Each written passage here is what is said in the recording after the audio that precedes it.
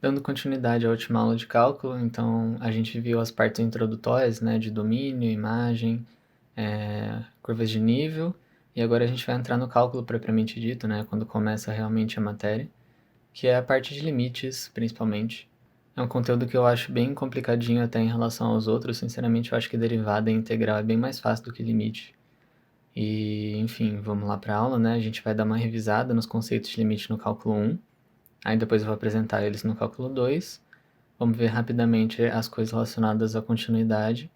E aí tem um resuminho das fórmulas para quem quiser, né? Aquele slide lá cheio de fórmula para usar para resolver exercício mais fácil. Bem, voltando lá para o cálculo 1 para fazer uma pequena revisão, eu decidi fazer isso porque o cálculo 2 ele é na realidade um cálculo 1 com duas variáveis, como eu disse. Então vários dos conceitos, né, dos raciocínios, digamos assim, que são aplicados no cálculo 1, eles podem ser aplicados no cálculo 2 também com algumas diferenças. Então, o limite é o quê? Ele é o valor para qual a função tende a ir quando a gente se aproxima de algum ponto. Então, por exemplo, a função x ao quadrado. Qual que é o limite dela? Qual que é o valor que ela tende a ir quando o x está se aproximando de 3? Reparem que ele não é igual a 3, ele está se aproximando de 3. Então, se o x for 2, x ao quadrado vai ser 4. Se for 2,5, vai ser 6,25. 2,99999 ele vai ser 8,994. Então, conforme a gente se aproxima de 3, a gente percebe que ele tende a ser igual a 9. A função tende a ser igual a 9. Então, na prática, o que a gente fez foi substituir o valor, né? Se eu colocar 3 ao quadrado, dá 9 e esse é o resultado. Então, é só eu substituir o valor? Para que serve isso, então, se é tão simples de fazer, né? Na realidade, a gente vai usar o limite para estudar funções em pontos que não estão definidos no domínio, né? É a utilidade real deles. Então, por exemplo, essa função aqui, com o x se aproximando de 1, reparem que a gente vai ter uma divisão por zero. Então, isso seria uma determinação. A gente não consegue calcular exatamente quanto seria isso daqui a princípio, né? Aqui tem outros exemplos de indeterminações, então zero sobre zero. Normalmente coisas envolvendo o infinito, né, que é um conceito meio abstrato. Então, infinito sobre infinito, zero vezes infinito, e por aí vai, enfim. São todas coisas que são indeterminações, então o limite serve para a gente tentar entender melhor como funcionam essas funções aqui. Já o limite lateral é uma maneira de a gente calcular se aproximando pela direita ou pela esquerda. Então percebam que aqui, né, eu estava me aproximando de 1, só isso. Aqui a gente vai ter uma aproximação, por exemplo. No geral eu estou me aproximando de 0, mas eu vou começar a me aproximar de 0 aqui. Primeiro por valores maiores que 0, né, pela direita, e depois por valores menores para ver para quanto tende essa função.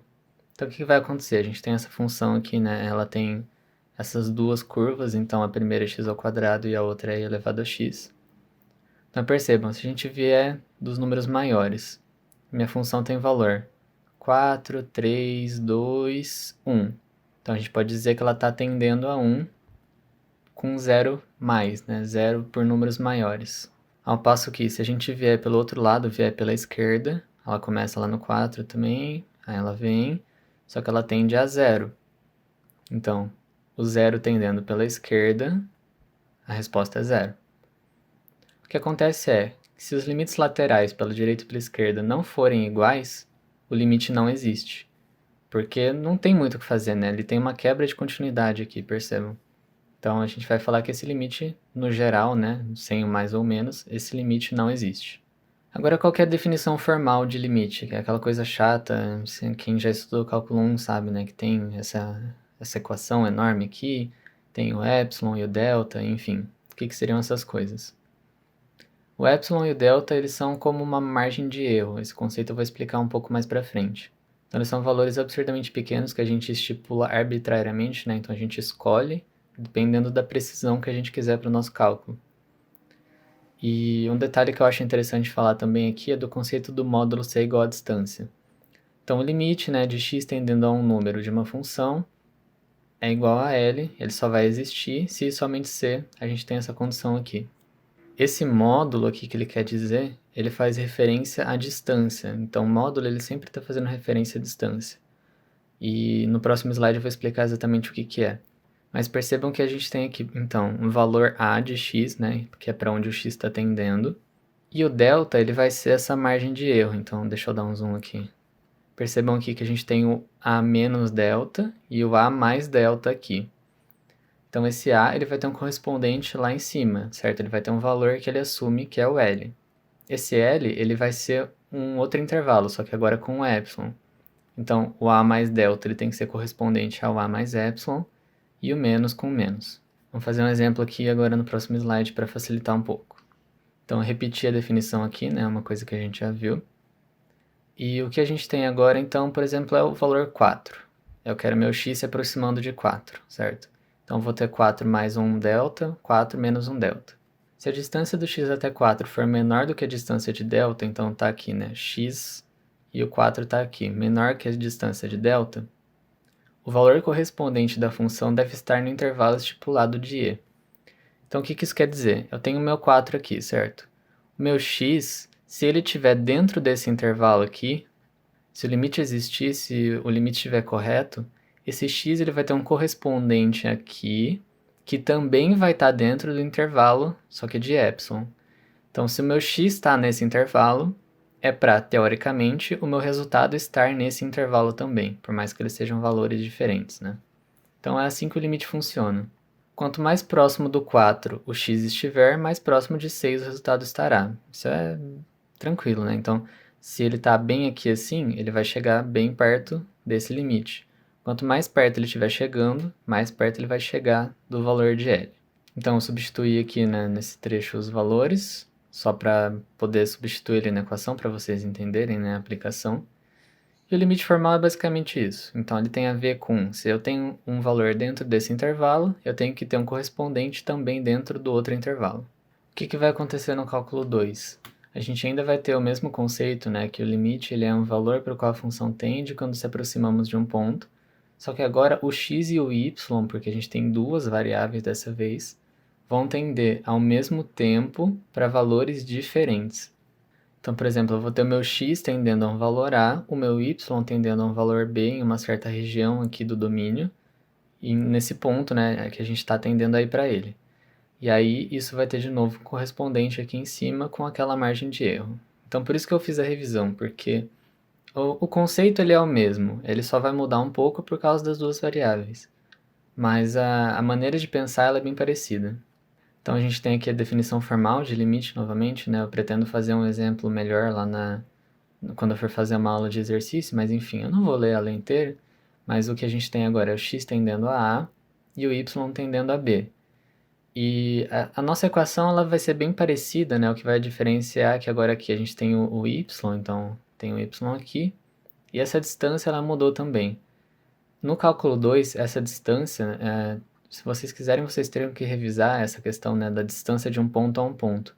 Então, por exemplo, se eu tenho um valor aqui, né, um valor de x e y, e eu quero me aproximar desse ponto AB, essa distância de dois pontos ela vai ser calculada com essa fórmula aqui, né? Sendo que eu tenho um ponto x e y e um ponto AB. Então, essa fórmula ela é a mesma coisa do que está aqui dentro, certo? Só para esclarecer. Então, novamente dando outro exemplo. A distância entre essa função aqui e o L, então esse pequenininho intervalo aqui entre essas duas linhas, ela vai ser cada vez menor sempre que a distância entre o meu ponto que eu escolhi e o meu ponto que eu estou tendendo aí, né? Eu estou fazendo esse caminho aqui. Eu estou vindo daqui para cá, então, do verdinho claro para o azul. Essa distância aqui ela vai ser menor quanto menor for essa distância. É o mesmo princípio que o cálculo 1, né? Quanto mais o ponto se aproximar desse intervalo aqui no meio, mais esses daqui vão se aproximar também. Percebam, é o mesmo raciocínio. A questão é que no cálculo 1, a gente tinha duas direções de aproximação, quando eu mostrei para vocês os limites laterais, né? A gente tinha pela esquerda, por exemplo, que era o exemplo do zero pela esquerda, e o zero pela direita. Então, eu tenho duas direções de aproximação. No cálculo 2, como a gente tem um plano, né, tem uma área de domínio aqui, os valores de f de x eles vão se aproximar por qualquer um dos infinitos caminhos do domínio. Então, posso vir por aqui, posso vir por aqui, por aqui, posso fazer uma espiral, né, em torno desse domínio até chegar no ponto. Então, eu tenho infinitas maneiras de conseguir chegar do meu ponto xy até o meu ponto AB. Aquelas foram as definições mais formais, né? Então agora a gente vai ver da maneira mais simples como que a gente calcula o limite propriamente dito, o valor. Então, inicialmente, quando a gente se deparar com o limite, vamos tentar substituir os valores e ver se alguma indeterminação surge. Se não surgir, tá tudo certo e o limite é aquele. Então, nesses dois exemplos aqui, meu x tendendo a 1, meu y tendendo a 0. Eu pego a equação, substituo 1 no x e 0 no y. Nesse caso aqui deu 0 sobre 1, que é 0. Beleza, o limite existe e ele é 0, sem problemas. Da mesma forma aqui embaixo, limite do x tendendo a π sobre 2 e y a 0. Vou substituir os valores aqui dentro da equação de x e y, e fazendo a conta vou chegar em menos 2. Beleza, limite existe sem nenhum problema. Para a gente conseguir resolver alguns limites, para facilitar um pouco a resolução, tem uma lista aqui de propriedades, né, que a gente consegue desmembrar o limite para poder resolver ele de uma maneira mais simples.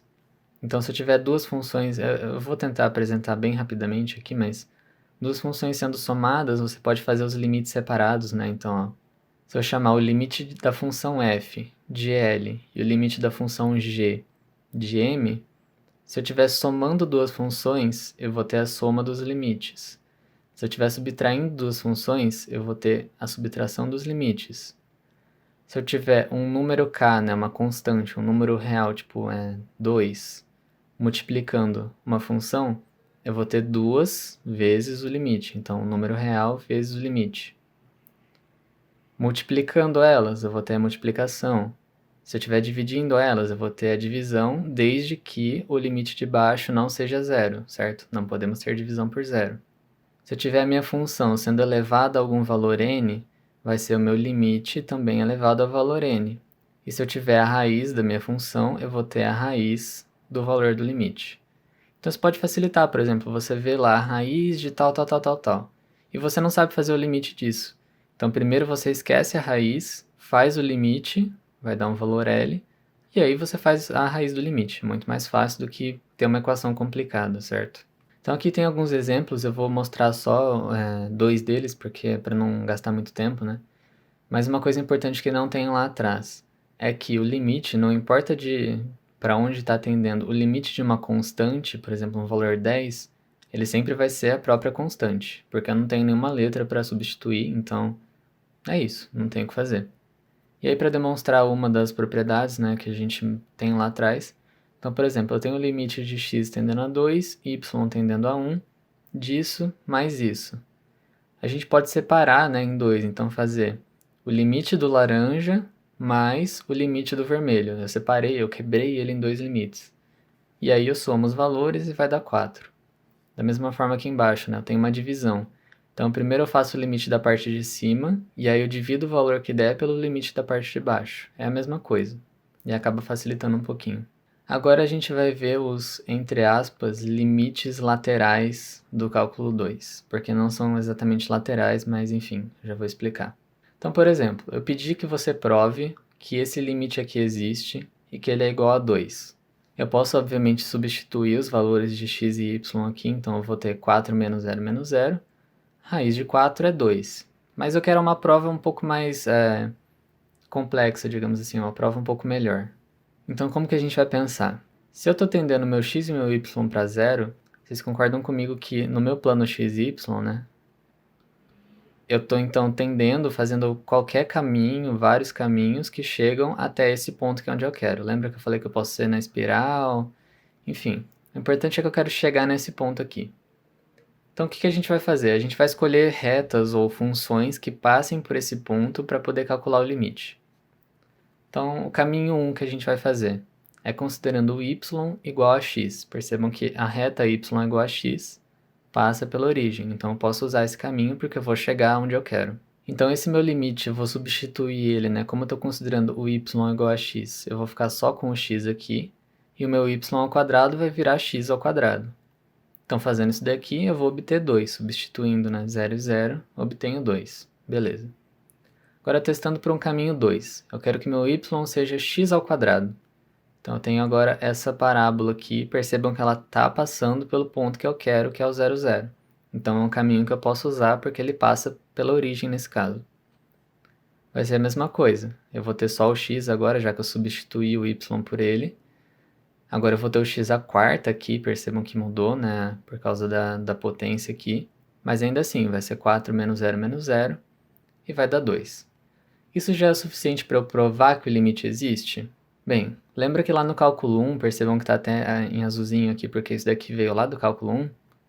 Se os limites laterais não forem iguais, o limite não existe.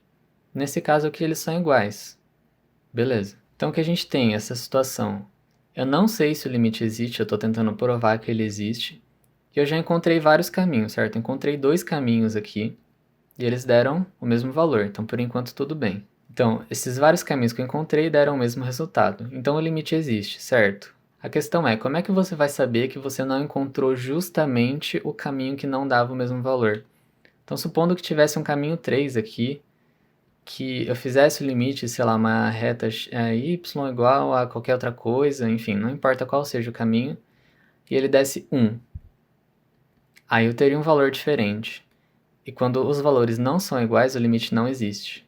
Então, e se justamente esse caminho que eu não encontrei? Se eles são infinitos, tem muitas possibilidades. E se justamente esse daqui que está errado, eu não encontrei? A gente teria então que testar todos os infinitos caminhos. Só que, obviamente, é impossível testar todos os infinitos caminhos. Então, a gente vai ter teoremas que são utilizados porque é impossível a gente fazer essa conta. A primeira técnica que a gente tem é chamada de reta genérica. Eu não sei, na verdade, se esse é exatamente o nome, mas se não for, eu acabei de nomear assim, então. Então, a gente tem esse limite aqui, certo? A questão é que ao invés de eu ficar fazendo aqueles caminhos y igual a x, y igual a x ao quadrado, eu quero testar para todas as retas possíveis. Então, vou chamar y igual a mx. Então, conjunto de todas as retas que passam pela origem. Então, eu tenho y igual a x aqui, só que eu tenho mx, né? Eu estou mudando o coeficiente dessa reta, então é todo o conjunto de todas as retas que passam por aqui. Então, concorda que com um caminho, eu estou testando praticamente infinitos caminhos. Então, chamando meu y de mx, eu vou ter o limite tendendo só em x, e todos os locais que tem y, eu vou substituir por mx. Simplificando então o máximo que a gente consegue, né? Eu não vou mostrar todos os passos, mas vamos simplificando. E esse daqui foi o resultado final. O que isso implica? Implica que o resultado final depende de m. Então, se eu tiver m igual a 1, eu vou ter um resultado. M igual a 2, outro resultado. M igual a 3, outro resultado. Então, o limite está dependendo de m, ele está dependendo do caminho, portanto, ele não existe. Porque para cada reta que eu traçar aqui, ele vai dar um valor diferente. Então, você usar esse mx, essa reta genérica, digamos assim, é uma maneira de você fazer vários caminhos em um só. E aí você já consegue saber se ele estiver dependendo de m, que ele não existe. Uma dica que eu deixo para vocês é para usarem esse site que eu deixei aqui, então entrem nesse link. E ele tem uma calculadora de limite com múltiplas variáveis. Na verdade, ele tem várias calculadoras para várias coisas, vocês podem ver, dá para fazer derivada, enfim, muitas coisas.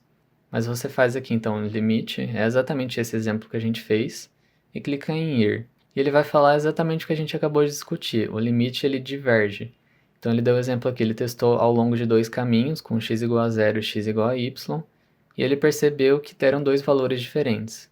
Se 2 caminhos têm 2 valores diferentes, o limite não existe, então ele fala que diverge. Então eu recomendo vocês, obviamente, a não fazer isso em todos os exercícios, mas fazer isso para conferir. E aí, se você errar, você consegue entender, porque ele vai te mostrar alguns dos passos.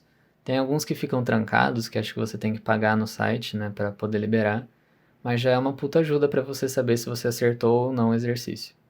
Uma pista, repare que não é uma certeza, né? Uma pista de que o limite não existe é se o grau dos numeradores, ou seja, da parte de cima, for menor ou igual ao grau dos denominadores. Então, no exemplo do slide anterior, a gente tinha aqui em cima o grau 1, né? O x está elevado a 1 e o y está elevado a 1. E embaixo a gente tinha grau 2. Entra justamente nessa questão aqui. Então já é uma pista de que ele não existia e de fato ele não existe. Para quem não entendeu essa questão dos graus, tem uma dica aqui, né, uma outra pista que em uma multiplicação você vai somar os expoentes e na soma o maior expoente é o grau. Então, por exemplo, uma outra função aqui. Numa multiplicação você vai somar os expoentes, então 2 e 2, você tem grau 4. Na soma, você vai assumir o maior grau, então os dois estão iguais, 4 também. Então, nesse caso, o grau dos numeradores ele é igual ao dos denominadores, Esse limite não existe se você fizer ele na calculadora lá. Então isso daqui, essa questão dos graus, já é uma pista de que ele não existia. É sempre importante testar antes. Então aqui no próximo slide eu deixei a resolução do Simulab desse último exemplo que eu dei, né, que é o grau 4 e 4, para quem quiser ir lá conferir. Mas ele entra exatamente na questão que a gente falou, ele não existe porque os caminhos vão dar diferentes. A pista 2 de que o limite não existe, lembrando que é uma pista, são os termos de x e y com expoentes diferentes sendo somados. Então, nesse caso aqui, a gente tem um x elevado à sexta e um y ao quadrado. Isso já é uma pista de que o limite não vai existir. Como que a gente vai fazer para resolver esse limite? Porque, como eu disse, a gente tem que testar, mesmo que seja uma pista. A gente vai substituir o y por m, né, da reta genérica x, só que dessa vez elevado a n, ou x é igual a my elevado a n. Parece um pouco complicado, mas para que a gente quer fazer isso? Para que os expoentes fiquem iguais. Então percebam que nesse caso aqui, se eu multiplicar 2 por 3, eu vou conseguir 6, que é o que a gente quer deixar igual. Então eu chamei y de mx ao cubo. Então quando eu fizer a substituição, percebam que eu vou ter que multiplicar esse expoente aqui, e eu vou ter um x à sexta mais um x à sexta. Então esse y que estava ao quadrado, eu meio que converti ele em um x à sexta, para que a gente tenha o mesmo expoente. Então a questão é deixar os expoentes iguais através de uma dessas duas maneiras de escrever. Resolvendo tudo isso daqui, a gente vai ver que é 1 sobre 0, então dá uma indeterminação. E como a gente está testando os caminhos, a gente não pode ter uma indeterminação. Então, limite não existe. Quem quiser pode conferir lá na calculadora também. Eu deixei aqui o link, então, comprovando o que eu falei, certo? Só entrar lá no link e dar uma olhada. A segunda técnica que eu queria apresentar é da fatoração. Então, nesse caso, a gente tem uma equação enorme aqui, e como eu disse, primeiramente a gente sempre tenta substituir os valores de x e y para ver se dá certo ou se dá indeterminação. Nesse caso aqui, se a gente substituir, daria uma indeterminação 0 sobre 0. Então, aí teria que ser recorrida a alguma outra técnica, certo? Uma delas é fazer a fatoração de todos esses termos aqui para que, de alguma maneira, a indeterminação desapareça. Essa questão da fatoração é importante que vocês revisem, né, se vocês não lembrarem muito bem de como fazer a fatoração ou exatamente do que é, porque eu não vou explicar tudo de novo, daria muito trabalho e, enfim, eu não vou falar passo a passo do que está acontecendo aqui, mas é basicamente você tentar reduzir, de certa forma, reescrever essa equação até chegar num ponto que ela saia da indeterminação. Então, por exemplo, eu reescrevi aqui de uma maneira que se eu pegar x vezes x ao quadrado, eu vou ter isso daqui. X vezes mais xy, eu vou ter isso daqui. X vezes menos 2, eu vou ter menos 2x. Menos 2 vezes x ao quadrado, menos 2x ao quadrado. Então eu peguei um termo que estava em evidência, né? A fatoração funciona assim, o x, e fui multiplicando para chegar naquelas coisas ali. Então, como eu disse, eu não vou explicar tudo, porque daria muito trabalho. Você vai reescrever esse limite, né, de uma maneira um pouco mais simples, e percebam que aqui continua uma divisão de dois termos. Lá no começo eu apresentei algumas propriedades do limite, então se eu fizer o limite disso daqui e dividir pelo limite disso, eu vou ter o mesmo valor que o limite disso tudo. E foi isso que eu fiz aqui nesse caso. Então, ó, fiz o limite do primeiro termo dividido pelo limite do segundo termo. Isso facilita bastante. Então, 4 sobre 2, 2.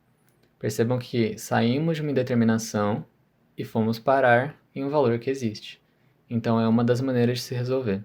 Caso não tenha ficado muito claro também para quem não lembra tanto dessa matéria de fatoração, eu provavelmente vou resolver algum exercício assim quando eu fizer uma aula de exercícios, beleza? Outra dica de outro site para poder conferir, né, não resolver, conferir os exercícios, é o Wolfram. Então eu deixei o link aqui desse exercício que a gente fez. Na verdade, acho que não vai estar salvo, né? Então até deixei aqui a maneira de escrever esse limite. Então percebam essa equação aqui toda, essa função. Eu reescrevi ela da maneira que você escreve no Wolfram. É um pouquinho mais complicado. E aí aqui no site do Wolfram, então, você tem o limite, tem para onde x está tendendo e y está tendendo. Você clica aqui e ele vai gerar então para você a função e o valor que deu 2. Percebam que está igual ao que a gente calculou lá. Então ele é um pouquinho mais difícil de escrever, né? Você transcrever disso para isso, mas ele também funciona bem. A técnica 3 ela é chamada de teorema do confronto ou do sanduíche também, vocês já vão entender por quê. Ela basicamente diz o seguinte: eu quero descobrir o limite de uma função f, certo? A laranjinha. Se eu tiver uma função g que seja menor ou igual a ela, e uma função h que seja menor ou igual a ela, e os limites de g e de h forem iguais, forem o mesmo valor, então o limite dessas duas são iguais, consequentemente o limite dessa daqui também vai ser igual.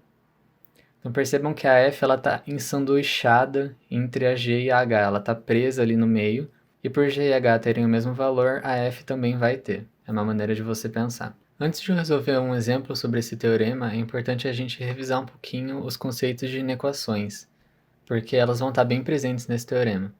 Então fica a minha sugestão aí para vocês. A inequação é esse tipo de equação que tem os sinais de maior, menor, maior ou igual, menor ou igual. E ela tem uma pequena diferença em relação às equações normais para resolver. Então, por exemplo, se eu tenho aqui, né, menos x mais 1 é maior que zero. Se eu passar o 1 para lá, ele fica negativo, beleza, menos x é maior que menos 1. Se eu multiplicar ou dividir toda a equação por um valor negativo, a equação vai trocar de sinal. Então, por exemplo, a gente tem x é igual a 1 lá nas equações normais.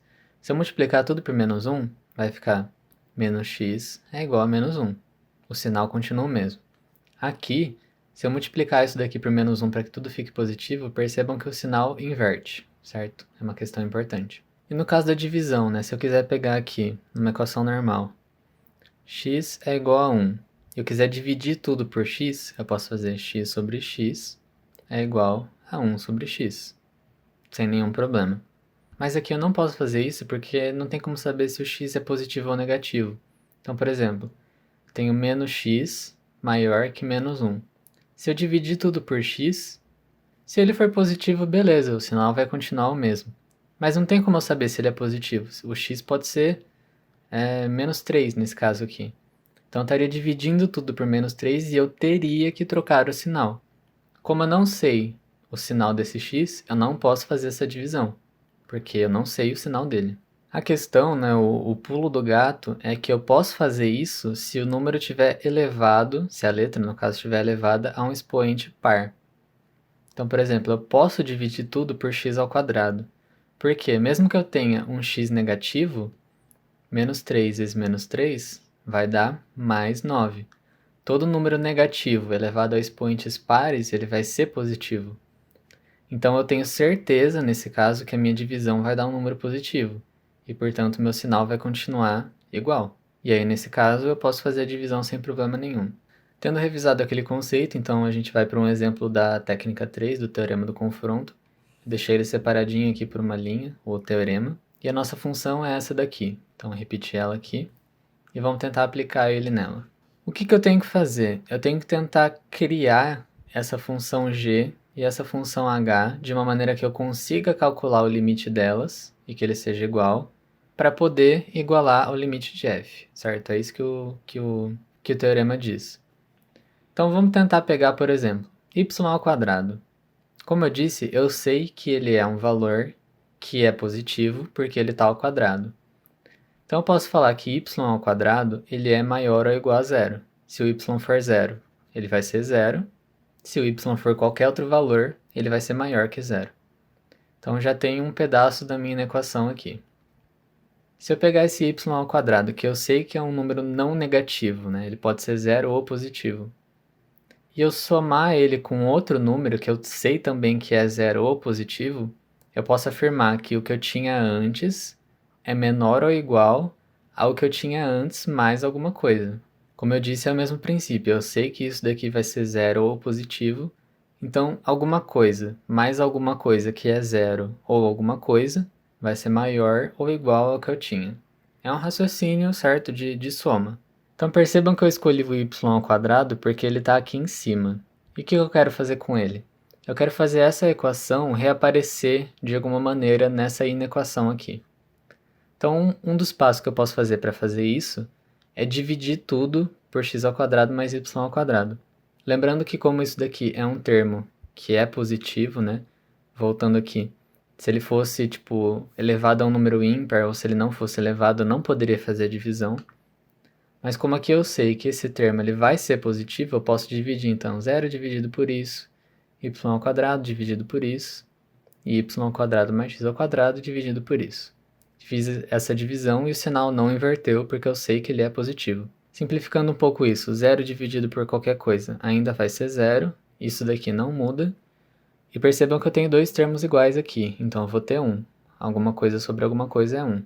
Então, ó, eu queria recriar isso daqui e eu já tenho isso. O que está faltando? Está faltando esse x aqui, certo? Então, o que eu vou fazer é multiplicar todos os termos por x. Só que lembra que multiplicando por x, o x pode ser um valor positivo ou um valor negativo. Então, como é que a gente vai fazer essa análise? Eu reescrevi aqui a equação que a gente tem até agora e eu vou dividir em duas partes. Se o x for maior que zero e se ele for menor. Se o x for maior que zero, eu não preciso inverter o sinal, perceba que ele está igual. Se ele for menor que zero, eu vou ter que inverter o sinal. Então, está invertido. E aí agora, multiplicando tudo por x, então eu tenho 0 vezes x continua zero, e isso daqui é isso vezes x. Então percebam que eu consegui recriar a equação que eu tinha antes, certo? O meu f de x e y. E eu consegui ensanduichar, certo? Que é o teorema do sanduíche, ele entre dois valores. Só que eu não tinha só a equação, eu tinha o limite. Então eu vou aplicar um limite em tudo isso daqui, limite no zero, limite na função e limite no x. Aqui embaixo também, para esse outro caso. Limite, limite, limite. Então apliquei limite em tudo. Limite de zero, que é uma constante, vai dar zero. Isso daqui eu não vou resolver porque eu não sei, né? Afinal de contas eu estou fazendo tudo isso para saber, então mantém igual. E limite de x, com x tendendo a zero, vai dar zero. Aqui embaixo para o outro caso. Mesma coisa, limite de zero vai dar zero, limite de x com x tendendo a zero vai dar zero. Então percebam que nessas duas situações, para o x, né, da multiplicação que eu fiz maior ou menor, eu tenho o meu limite ensanduichado entre duas funções, g de x e h de x, que tem o limite com o mesmo valor. Então isso me permite afirmar que o limite disso daqui também vai ser zero, em ambos os casos. E por ser em ambos os casos a mesma coisa, eu consigo afirmar que esse limite, então, é zero. Esse é um exemplo bem complicadinho, esse teorema é um pouco complicado, mas enfim, vamos só relembrar o que a gente fez. Peguei algum termo que tinha aqui e tentei criar uma inequação usando esse termo, porque eu tenho que ter uma inequação para poder aplicar o teorema. Aí o que eu fiz? Eu fui multiplicando e dividindo por várias coisas, multipliquei por x, dividi por isso daqui, de maneira a recriar esse termo aqui. Então eu recriei ele em algum pedaço da minha equação. Tendo recriado esse termo, eu simplifiquei as coisas e percebi que ele estava entre dois valores iguais, que são minhas duas funções g e h. Sendo ele assim nos dois casos que a gente tem, né, por causa da multiplicação por x, tendo ele o mesmo resultado, né, 0, 0, 0, 0, eu posso afirmar que ele é zero. Então esse é o teorema do sanduíche. Eu deixei aqui de novo o link do Simulab para vocês conferirem, para ver que ele realmente dá zero. A técnica que ele usou para resolver lá no Simulab é de coordenadas polares, que é uma matéria que a gente ainda vai ver. Então, vocês não vão aprender muito, né? Não vão, enfim, confirmar esse teorema que eu falei vendo a resolução. Mas eu só queria mostrar para vocês que está tudo certinho. Algumas dicas para aplicar esse teorema do confronto ou do sanduíche é que essas funções aqui que estão escritas provavelmente vão ser resolvidas nesse modo, né? Se elas forem exatamente essas ou tiverem, tipo, isso daqui, ela vezes alguma coisa, elas provavelmente vão ser resolvidas assim porque elas tendem sempre a estar entre 0 e 1. Então você consegue pegar ela, pegar o termo ali e ensanduichar ele entre 0 e 1. Já é uma boa, já é um bom indicativo que você vai ter que usar esse teorema. Funções trigonométricas também, como por exemplo o seno e o cosseno, eles podem ser resolvidos assim porque elas são limitadas, né? O valor do seno e do cosseno está sempre entre menos 1 e 1.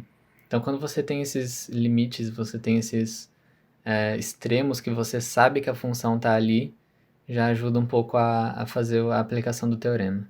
Para finalizar a parte de limites, tem o teorema do anulamento. que ele quer dizer? Eu tenho uma função f, laranjinha, igual a zero, e uma função g que é limitada. O que é uma função limitada? Por exemplo, isso aqui atrás que eu falei, né? Então, as funções de seno e cosseno, elas são sempre limitadas entre -1 e 1. Então, uma função limitada é uma função que você tem conhecimento de que os intervalos dela são tal. Se eu pegar essa função f, que é igual a zero, e multiplicar por uma função limitada, se eu fizer o limite, né? O limite disso daqui, multiplicar por uma função limitada, eu tenho certeza que ele vai ser zero.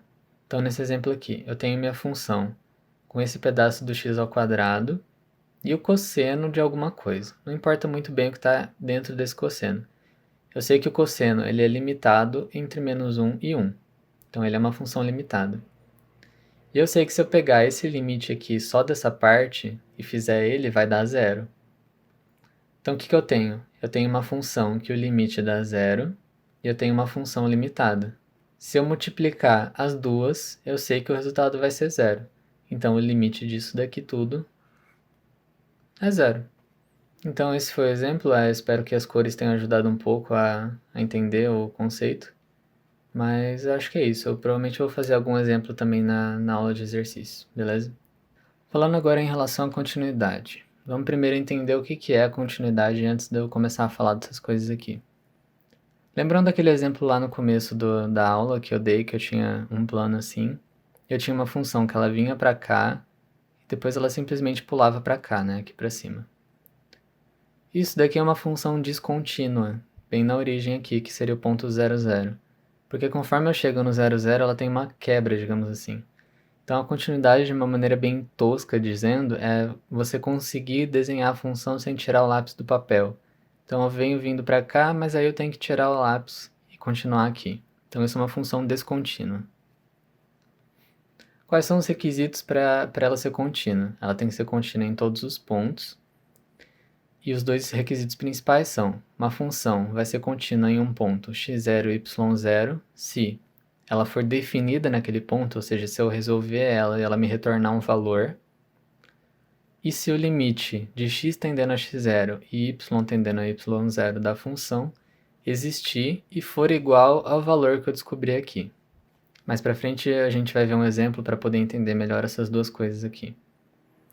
Mas um detalhe importante é que todas as funções mais comuns, tipo funções polinomiais, trigonométricas, exponenciais, logaritmas, elas têm grandes chances de ser contínuas, então já dá para pensar dessa maneira. Então eu reescrevi aqui esses dois requisitos para que ela seja contínua, e eu perguntei se essa função aqui é contínua no ponto 0, 1. Então, primeiro requisito, ela tem que ser definida no ponto. Então, se eu pegar os valores desse ponto, x igual a 0, y igual a 1, e jogar aqui, substituir, vai dar 0 a quarta, o y aqui eu coloco 1, enfim, e eu fizer esse valor, tem que dar um resultado definido. Então, deu 0, beleza, essa condição já está satisfeita. Agora, o limite dela tendendo a x0 e y0 tem que existir e ser igual ao valor que eu achei aqui.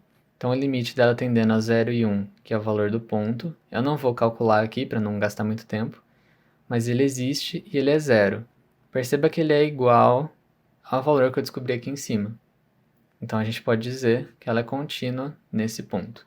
Para ela ser uma função contínua mesmo, ela tem que ser contínua em todos os pontos, mas aqui eu perguntei apenas de um ponto, então eu posso afirmar que ela é contínua naquele ponto, porque as duas condições estão satisfeitas. Algumas propriedades disso é que se eu tiver duas funções, f e g, e eu souber que as duas são contínuas em um ponto, então se eu somar as duas, elas vão continuar sendo contínuas nesse ponto. Se eu subtrair elas, elas vão continuar sendo contínuas. Se eu multiplicar também, e se eu dividir também.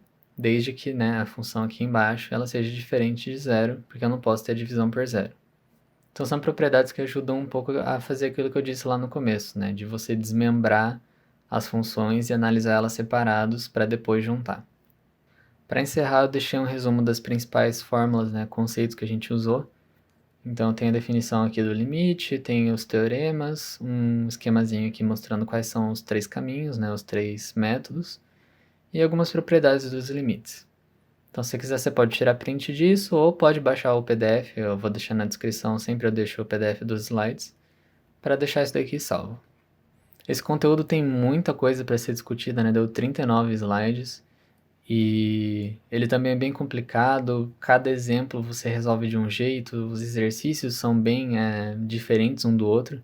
Então a minha ideia aqui para vocês era mais apresentar os teoremas, né? Apresentar a parte teórica, os desenhos lá do plano, do domínio, da definição de limite, enfim. Eu queria que vocês entendessem o que é o limite, como ele funciona e tivessem uma apresentação dos teoremas.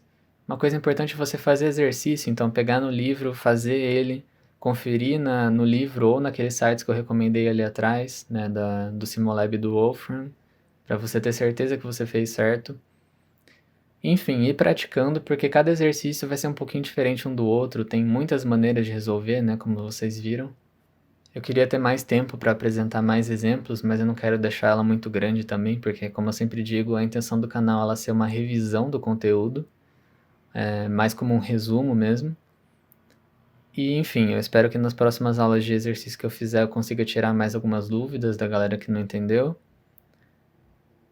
E acho que é isso. Obrigado se você acompanhou aqui até o final. Se você tiver alguma sugestão, alguma reclamação, alguma coisa que você viu de errado, ou algum elogio, crítica construtiva, enfim, deixa nos comentários. E é isso. Obrigado por ter me acompanhado e até a próxima.